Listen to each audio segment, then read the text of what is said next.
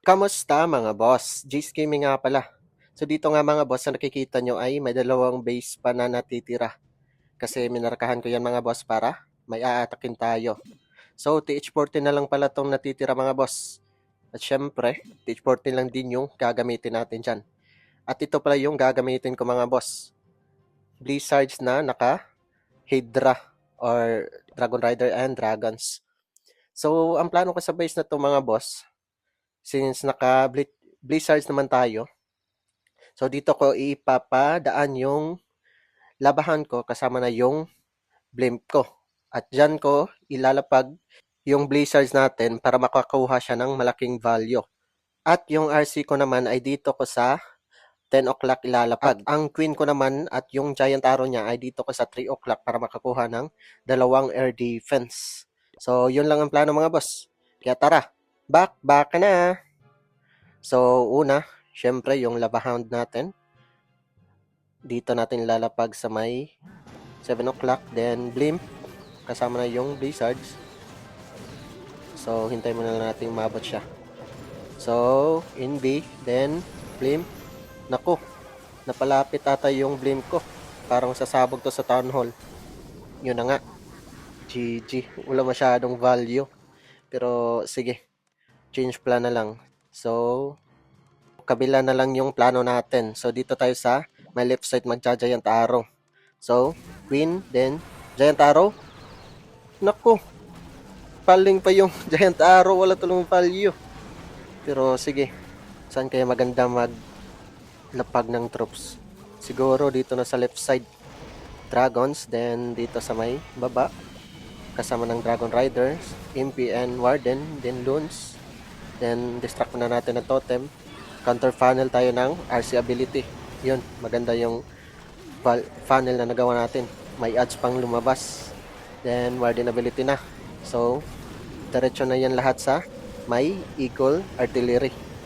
Then, inview na natin yung RC.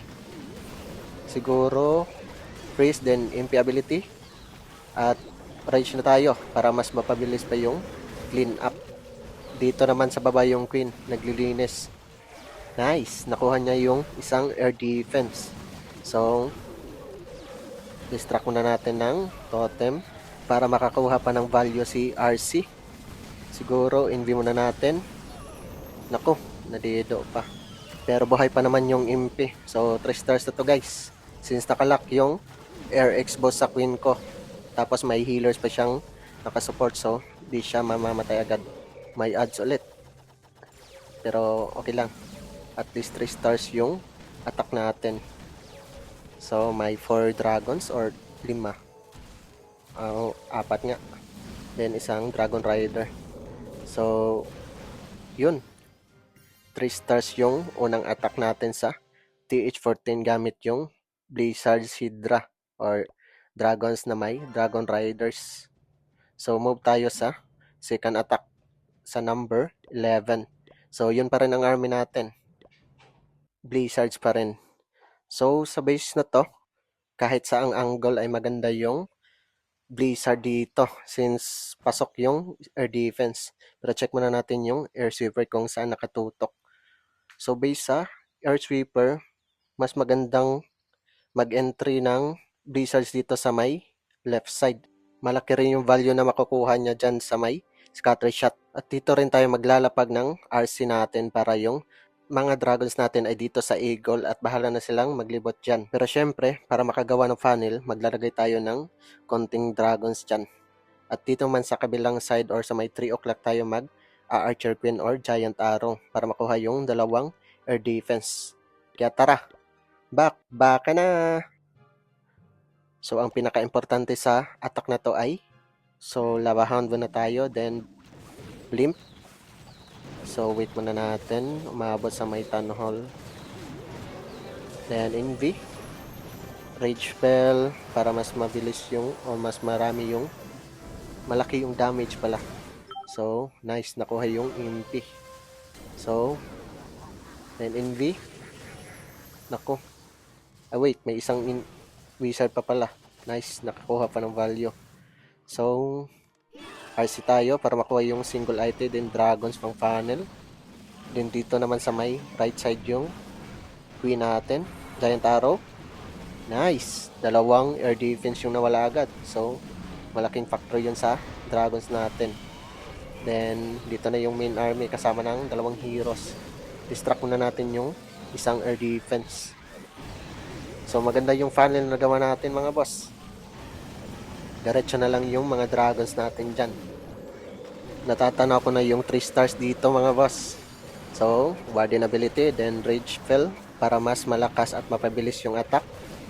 So, buhay pa yung RC, then MP ability na tayo. Wait, freeze muna natin Singularity. Yun, buhay pa yung isang Dragon Rider. So, poison muna natin yung Warden. So, wala nang threat, Singularity na lang.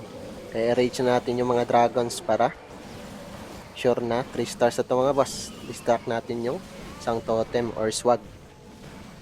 So yun, nice attack gamit ang Blizzard Dragons or Hydra. Nice. So perfect na yung war namin mga boss. Kaya congrats na agad. Di na kami matatalo. At dito, yung kalaban ay di pa na perfect yung mga base namin. So may natitira pang 4 na TH-18. At parang wala na rin silang magagamit na attacks dito mga boss. Kasi TH-16 lang to. At itong number 10 ay TH-14 na lang. At TH-14 din tong isa. So sure nang mananalo kami dito mga boss. So another win streak na naman para sa clan. So magiging 21 na yan.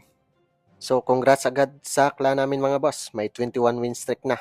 Yun lang. Ingat!